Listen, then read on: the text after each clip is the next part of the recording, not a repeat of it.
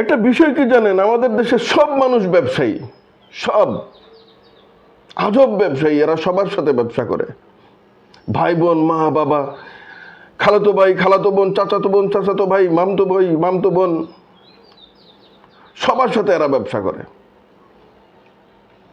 শুধু ব্যবসা পারে না, যেখানে ব্যবসা করা উচিত, একটা চার দোকান দেওয়া যান, যদি একটা পানের দোকান যদি দেন, একটা বিস্কুটের দোকানও যদি দিয়ে দেন, পারবে না চালাতে। যে কোনো ব্যবসা, কোনো ব্যবসা এরা পারবে না। ডাব্বা মেরে আসবে, ডাব্বা মেরে আসবে, লস দিয়ে আসবে, ছন্ন ছাড়া হয়ে যাবে। ব্যবসার টাকা দিয়ে যা ইচ্ছা তা করবে, জুয়া খেলবে, জুয়ারি হয়ে যাবে। কিন্তু আত্মীয় স্বজনের সাথে এরা ব্যবসা করে। কি ধরনের ব্যবসা? এই ব্যবসাকে বলে দালালি ব্যবসা। দালালি ব্যবসাতে আমাদের মানুষ এত আগায় গেছে, এই আগানোর নাম কোনো গর্ব না, এই আগানোর নাম হচ্ছে লজ্জা। আমাদের দেশের মানুষ দালালি ছাড়া আর কি শিখতে পারছে একবার বলবেন? খুব জানতে ইচ্ছা করে, খুব জানতে ইচ্ছা করে, দালালি ছাড়া, চামচামি ছাড়া, নষ্টামি ছাড়া আর কি শিখছে?